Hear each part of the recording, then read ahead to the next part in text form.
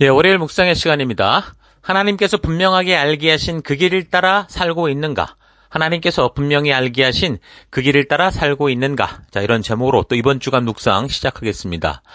자, 우리는 지난주부터 창세기 그 원 역사의 마지막 주제, 그러니까 바벨탑 사건으로 말미암는 언어의 분리, 그래서 이제 사람들이 온 지구 곳곳으로 흩어지는 온 열방 민족들의 기원에 관한 그런 이야기들을 살폈습니다. 자, 성경의 원 역사로 볼 때 이제 여기까지가, 그러니까 이 민족의 분열, 언어의 분리까지가 온 인류에게 공통적으로 적용되는 인류 전체 역사에 관한 말씀이라고 볼 수 있죠. 자, 이 이후로는 이제 각 민족들로 분산이 돼서 역사가 이제 막 갈라집니다. 그러니까 온 세계에 흩어져 살아가는 그런 사람들의 이야기가 되는 거죠.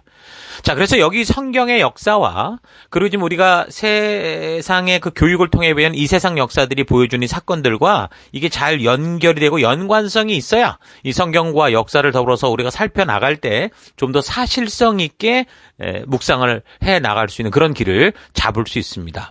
그러니까 성경적 연대와 고고학적 발견에 의한 세계사 연대에서 이게 다윗 시대쯤 가면 이게 서로 충돌이 없이 거의 다 맞습니다. 근데 여기 원역사와 그리고 이제 우리가 살피게 될 족장 시대, 그리고 이제 출애굽 시대, 그리고 사사기까지 여기 이제 이견들이 많아서 조금 우리가 좀 신중하게 살펴가야 되죠. 보편적으로 솔로몬이 왕이 되던 시기는 여러 가지 조사에 의해서 이제 정확한 시기라고 보기 때문에 솔로몬의 즉위 연도를 기준으로 성경의 연대를 계산해 가면 이제 성경이 제시하고 있는 그 성경 연대들의 그 뼈대를 잡을 수가 있는데요. 이 성경이 보여주는 연대와 고고학을 통한 세계사에서 언급하는 연대들이 이 원역사 속에는 이제 꽤 차이가 나기 때문에 그래서 우리가 좀 더 신중하게 이 부분들을 살펴야 됩니다. 그래서 무엇보다 고고학 연대를 기준으로 이전 성경의 연대가 과연 맞나 이렇게 비교를 해가면 답이 나오질 않아요. 그러나 성경이 지금 제시하고 있는 이런 연대를 기준으로 뭐 다윗의 연대 같은 경우는 뭐 고고학적 연대나 거의 다 맞으니까 그 성경이 제시하는 연대를 기준으로 이걸 거꾸로 우리 추적해 가보면 고고학을 통해 발견해서 주장하는 것들이 어디쯤 속하겠구나 이런 것들을 우리가 좀 잘 살펴볼 수 있게 되는 거죠. 자, 고고학이라는 것도 이게 진화론자들의 그 주장하는 방법과 거의 다를 바가 없습니다. 그러니까 몇 개의 발굴 자료들을 가지고 이제 그걸 가지고 이제 역사가 그럴 것이다 이렇게 단정을 하고 어떤 역사의 틀을 만든 거죠. 그리고 거기다가 자기들의 믿음을 더한 거고 거기에 이제 모든 자료들을 맞춰가고 있는 거기 때문에 역사에 능통한다라는 식으로 떠들어대는 사람들에게 우리가 별로 기죽을 필요가 없습니다. 진화론자들의 주장도 그랬던 것을 확인했던 것처럼 여기에 지금 고고학적 발견에 의해서 주장하는 그런 이야기들도 다를 바가 없다는 거죠. 자, 그래서 어쨌든 우리가 이런 사실을 알고 살펴갈 필요가 있습니다. 왜 이런 얘기를 또 하게 되냐면 이 성경에 대한 사본은, 그러니까 어떤 사람이 이 원문을 적었을 때 이제 그게 이제 복사되는 게 사본이잖아요. 이 사본이 얼마나 있느냐, 얼마나 정확하느냐에 따라서 이 원본이 진짜냐라는 걸 우리가 분별할 수 있는데 신약 성경, 그러니까 성경 같은, 특히 신약 성경 같은 경우는요, 그렇게 사본화된 그런 이 사본의 개수가 발견된 게 24,643개입니다. 그러니까 원본 기록 연대가 있는데 그 원본의 사건보다 예를 들면은 AD 40년에서 보통 100년에 벌어진 사건이 신약 성경의 그 사건들인데 그 원래 있었던 사건보다 처음 이렇게 원본과 사본이 기록된 시기가 최초의 사본 연대가 지금 AD 125년까지 나오거든요. 그러면 불과 최초 사본, 그러니까 원본이 될 수 있는 최초의 사건이 기록된 사본과의 시간 차이가 한 25년 정도밖에 나지 않는 그런 아주 정확한 거라고 볼 수 있죠. 이게 중요한 것이 어떤 사건이 벌어졌을 때 가능하면 그 사건이 벌어진 때로부터 빠른 시간 안에 그 사실들을 기록하는 게 그만큼 정확도가 높잖아요. 그렇지 않고 이런 사건이 있었는데 100년 전에 그랬다, 200년 전에 그랬다, 이렇게 그걸 가지고 이제 역추적해서 적는다고 하면 아무리 역사적인 고증을 열심히 한다고 해도 그만큼 정말 정밀한 자료가 준비되기 전에는 사실은 없죠. 정확도가 떨어지게 되는 건 분명한 겁니다. 그런데 신약 성경의 경우는 불과 25년 후에 이제 적혔다는 거죠. 이런 사건들이. 그래서 그만큼 사실성과 정확성에 있어서 신뢰할 만하다라고도 볼 수 있는 겁니다. 구약 성경의 경우 원문 기록 연대가 이제 BC 1440년에서 BC 한 400년 정도로 보거든요. 최초 사본 기록이 지금 BC 125년입니다. 그러니까 사건들은 뭐 1400년대 BC 뭐 그때부터 벌어진 사건들인데 그 사건에 대한 기록은 이제 BC 125년이라는 거죠. 근데 이제 어쨌든 구약 성경의 사본 수가 현재 한 5,000개가 되거든요.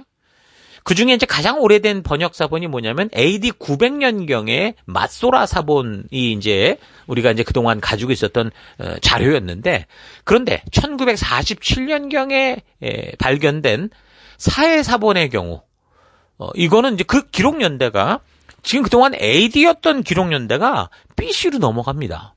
이거 훨씬 더 정확해지는 거죠. BC 335년에서 뭐 AD 107년 정도 사이에 적혀진 거다라고 추정이 되거든요.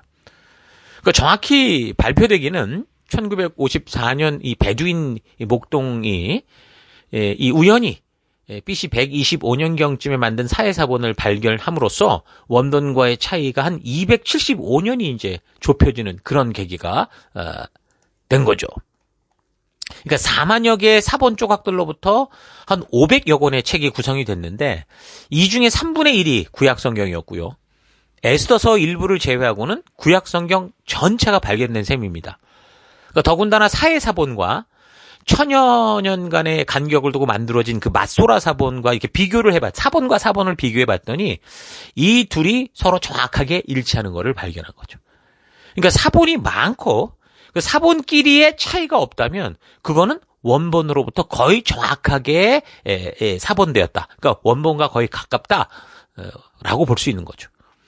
그러니까 많은 사본을 가지고 있는 성경의 기록들이 훨씬 처음 적혀졌다고 추정되는 그 원본에 가깝게 기록 보존되고 있는 것이고, 그래서 성경이 말씀하고 있는 내용들이 진정한 기록만 봐도 이전 고서 검증법으로 살펴봐도 이건 정확한 사실이었다라는 게 충분히 증거가 되는 겁니다. 다른 고서들, 오래된 책들의 경우요, 예를 들면 아리스토텔레스의 책, 그 시학, 이거는요 사본이 겨우 5권밖에 없습니다. 줄리어스 시저의 갈리아 전쟁기 같은 경우는 10권, 헤로도토스의 역사라는 책은 8권, 호모의 일리어드는 이게 좀 많아요. 643권으로 그나마 가장 많은 거고, 플라톤의 테아이테토스, 이거 같은 경우는 15권의 사본이 존재하는데 이 사본과 원본의 이 시간 간격이 굉장히 커요. 거의 500년에서 보통 1200년이나 지나서 이게 사본화된 것들입니다. 근데 이런 것을 가지고 마치 이 진짜 확실한 뭐 역사인 것처럼 세계사에 이렇다라고 이렇게 확고하게 얘기하고 있는 이런 상황은 사실 우리가 잘 몰라서 그렇지 굉장히 불안한 거죠. 구약 성경의 경우 사본수가 5,000권의 원본과의 차이가 200에서 400년 정도밖에 안 되고, 신약 성경의 경우 사본수가 25,000권이나 되는데 원본과의 차이도 불과 뭐 한 50년 정도? 그 정도밖에 되질 않는 거예요. 그러니까 성경은 거의 원본 그대로 우리에게 전달되고 있다라고 보아도 무방할 정도다라는 거죠. 자, 여러분 이런 사실 잊지 마시고 성경의 역사를 중심으로 지금 수메르나 또 이집트 문명들의 그 발달 상황들을 우리가 그래서 그러니까 성경을 기준으로 여러분들이 이 고고학적 자료를 살펴봐야지.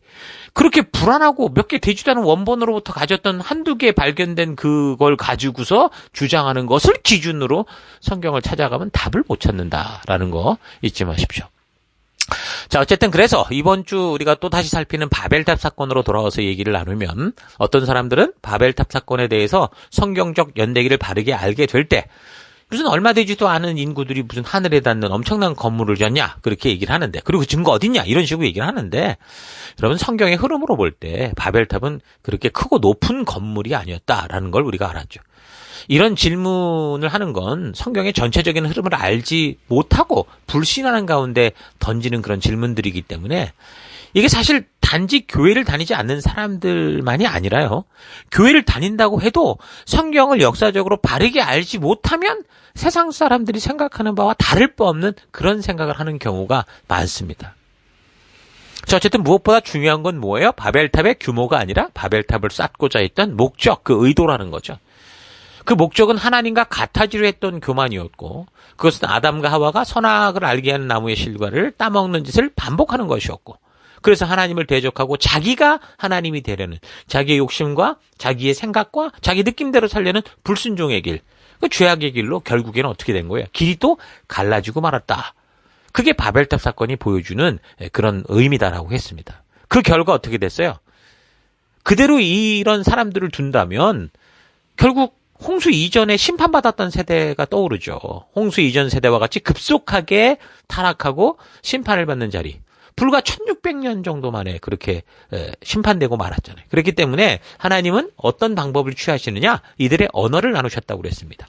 왜냐? 나쁜 일을 도모함에 있어서 빨리 한 마음이 되지 않고 다른 문화, 다른 가치, 그러니까 같은 하나님의 명령을 봐도 자신들이 가지는 가치를 가지고 바르게 볼 수 있도록 함으로 말미암아 어떤 사람들이 부패하고 타락해서 이것을 다르게 막 거짓말로 말한다고 하더라도 서로가 그것을 바르게 분별할 수 있는, 그러니까 서로가 서로에게 파수꾼이 되어줄 수 있는 그런 삶을 위해서 결국 언어가 나누어지게 되고 각자의 문화가 생기고 각자의 어떤 그 삶의 가치가 생기고 그 가치관을 지켜가는 방법들이 생기고 그렇게, 그래서 우리가 어떤 한쪽으로 치우치지 않는 그런 삶을 살게 하신 거죠. 예를 들어서 요즘 세계, 특히 이제 배부른 나라들에서 이 동성애에 대해서 공인하는 분위기가 아주 팽배하지만 지금도 아프리카 지역이나 또는 종교적인 이해의 차이가 있는 곳, 각 민족의 문화의 차이에 따라서 완전히 다르게 생각하는 데도 많이 있습니다. 그러니까 어느 곳에서는 동성애가 완전히 죄악이다라고 분명하게 선포를 하고 그런 죄에 대해서 아주 엄벌을 가하죠. 그런 것처럼 모든 세계와 나라와 민족이 하나같이 똘똘 뭉쳐서 오히려 거꾸로 동성애가 아니라고 하는 게 아니라 그게 맞다라고 이렇게 만약에 다 인정을 해버린다면 무슨 일이 벌어지겠습니까? 이제 소돔과 고모라의 심판이 벌어지는 거고 홍수 심판으로 벌어지는 거죠. 근데 이제 이렇게 바른 것을 강하게 주장하는, 그러니까 하나님의 뜻을 그들이 믿든 안 믿든 그걸 바르게 지켜가려고 하는 그것으로 인해서 그렇지 않고 지금처럼 배부른 민족들이 뭐 소수민권이 어쩌니 하면서 결국에는 자기네 욕심대로 하고 싶은 그런 욕정들을 막 추구하는 것들에 대해서 이건 잘못된 거다라는 생각을 다시 할 수 있는 거고 다시 한다는 거는 회개할 수 있는 기회를 우리에게 하나님이 주시는 거나 마찬가지라고 볼 수 있는 거예요. 그러니까 언어가 나뉘고 생각이 나누어지면서 결국 그런 한꺼번에 무너지는 바벨탑 사건 같은 일들이 벌어지지 않게 되는 거죠. 지금 유럽과 미국 같은 경우는요. 프랑스를 비롯해서 세계에서 동성결혼을 합법화하고 있는 나라가 14개국입니다. 유로뉴스에 따르면 유럽 등지에서 16개국에 거주하는 성인 1만 2,484명을 대상으로 실시한 조사 결과 응답자의 70%가 그러니까 그 유럽과 미국 땅 70% 이상이 동성결혼 괜찮다. 이딴 식으로 얘기를 한다는 거죠. 근데 아프리카 같은 경우는 어떠냐? 2012년 기준으로 보면 전 세계 193개국 중에 78개국이 동성애를 불법으로 간주합니다. 퓨 리서치 센터 설문조사 결과를 보면 나이지리아는 98%, 가나, 세네갈, 우간다는 96%, 케냐는 90%. 이런 사람들이 이런 나라의 이런 퍼센테이지가 동성애 수용 불가 이걸 분명히 주장하고 있고요. 이집트는 95%, 튀니지는 94%가 부정적인 반응이고 요르단은 97%, 팔레스타인은 93%, 레바논은 80%, 터키는 78%가 동성애에 부정적입니다.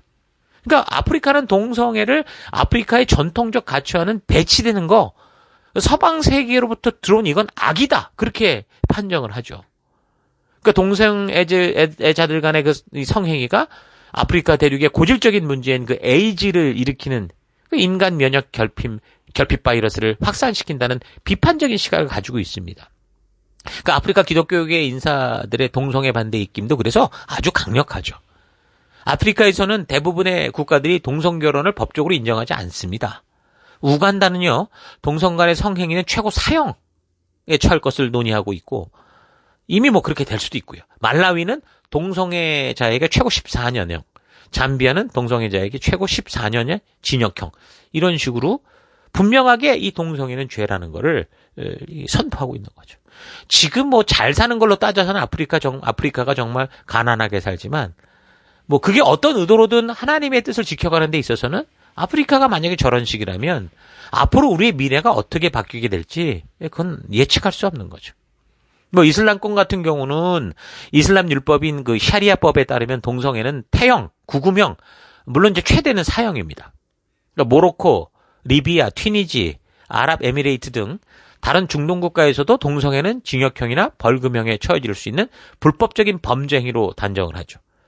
이집트 등 몇몇 국가의 경우는 다른 법률을 이용해서 동성애자들을 탄압하기도 합니다.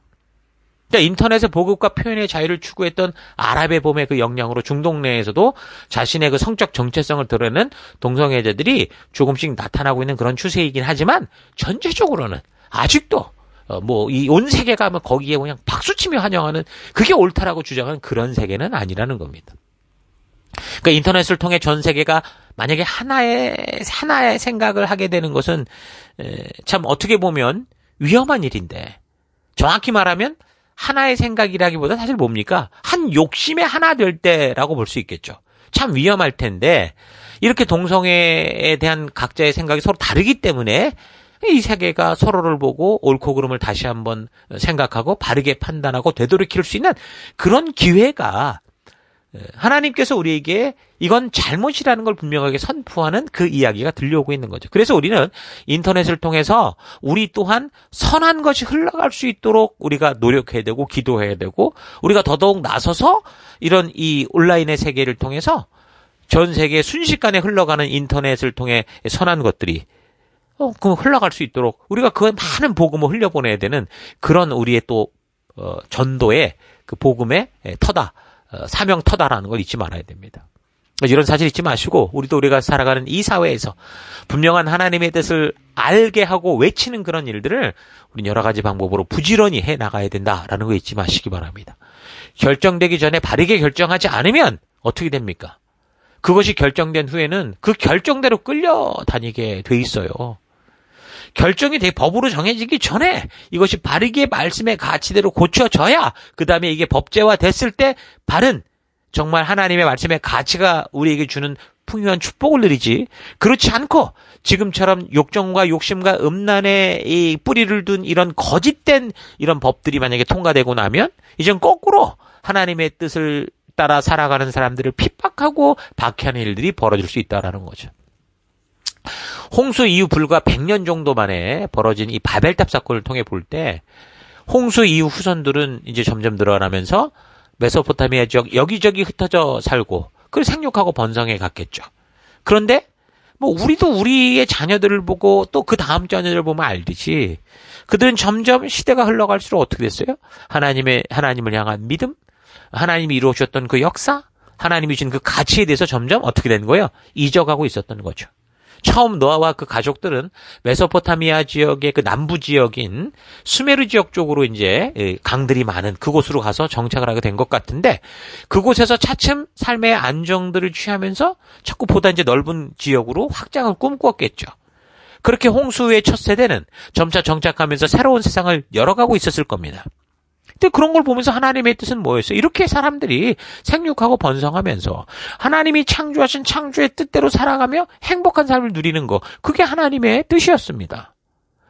근데 이 사람들이라는 게 그렇잖아요. 항상 삶이 안정되면 어떻게 해요? 본질적인 것보다 본능을 채우고자 하는 일들에 집중하는 경향이 있습니다. 없어서 죄를 범하는 게 아닙니다. 생계형 범죄가 아니라 배부른 범죄가 많은 거죠.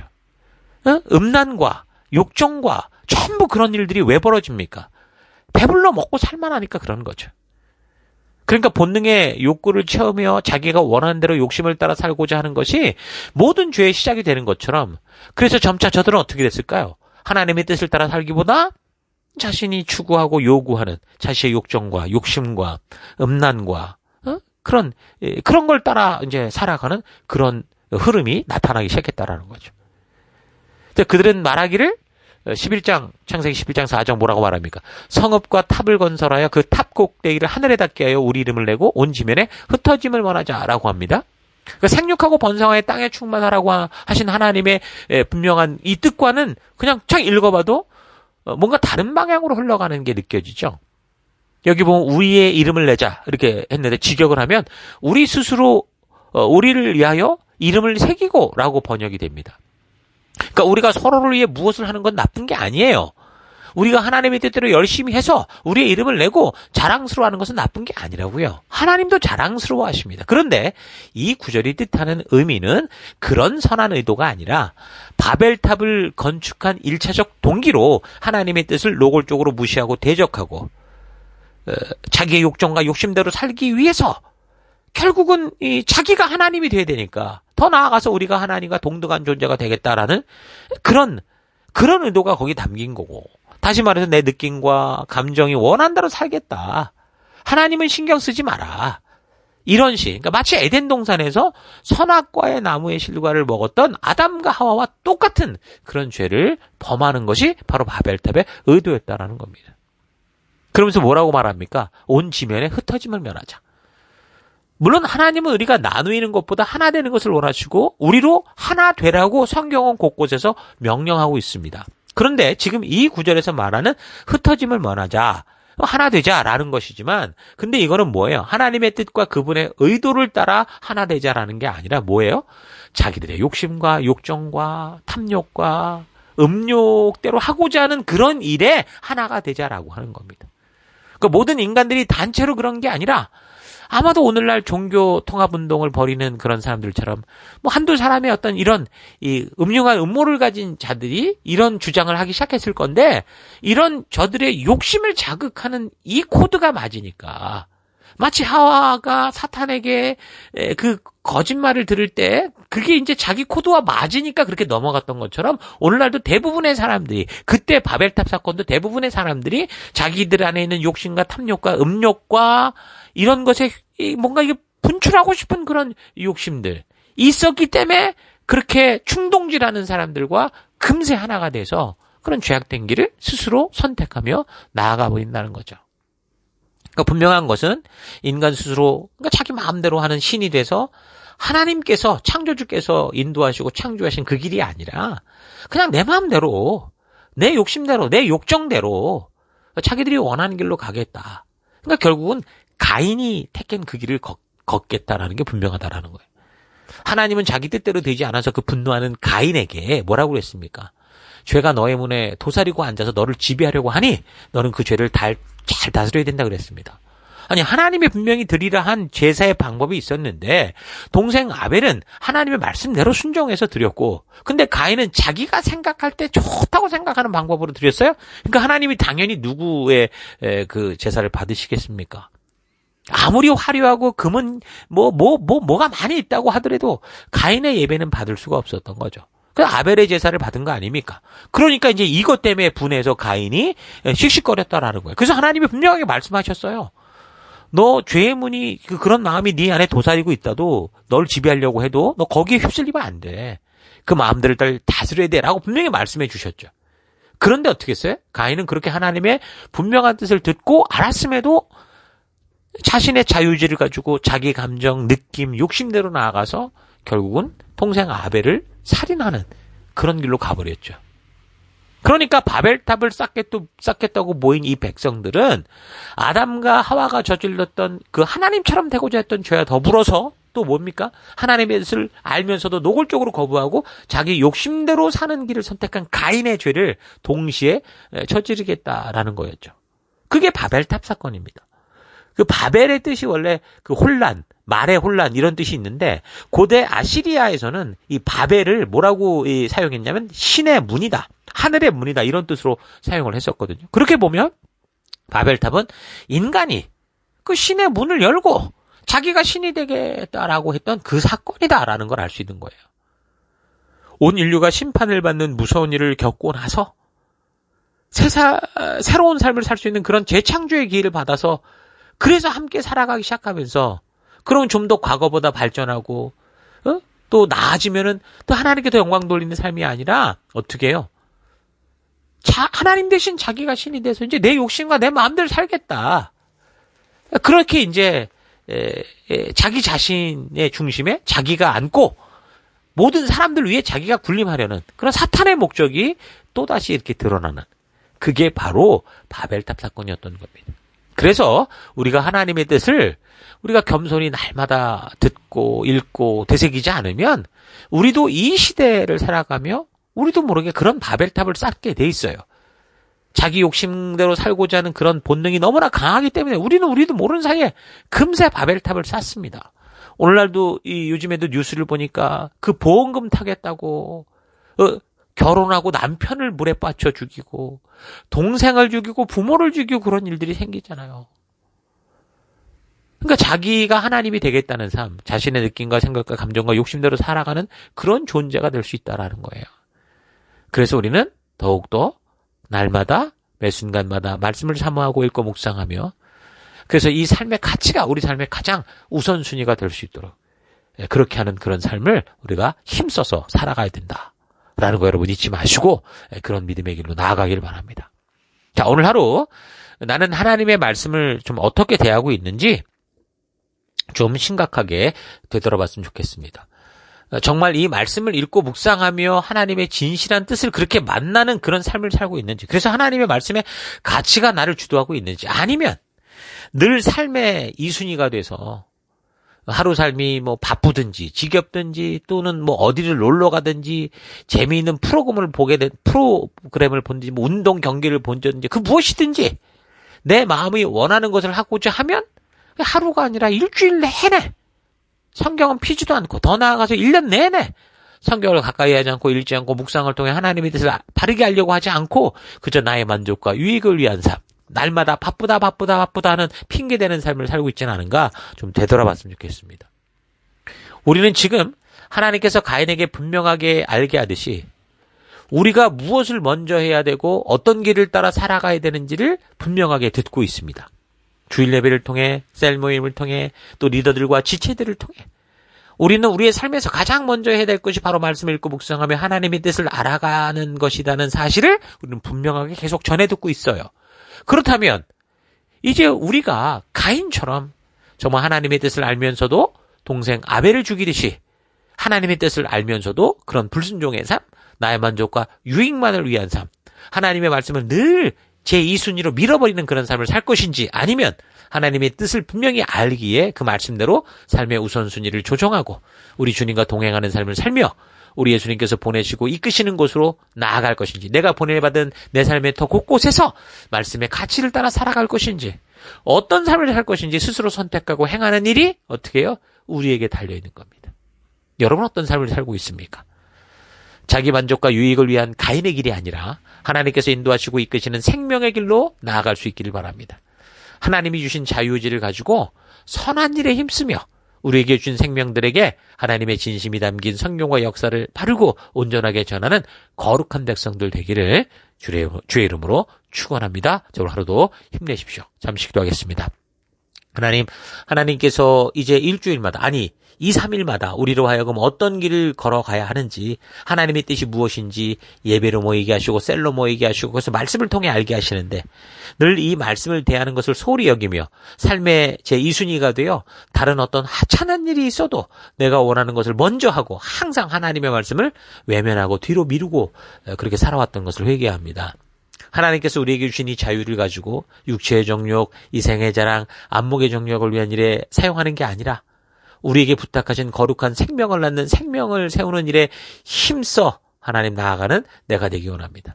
이 세상의 유행과 문화와 즐거움들 끝에는 지옥이라는 종착지가 있다라는 거 잊지 않고 이제 주님께 갈 날이 얼마 남지 않은 그런 자들로서 주님이 내게 부탁하신 것들을 성실하고 신실하게 감당하며 살아가는 내가 되기 원합니다.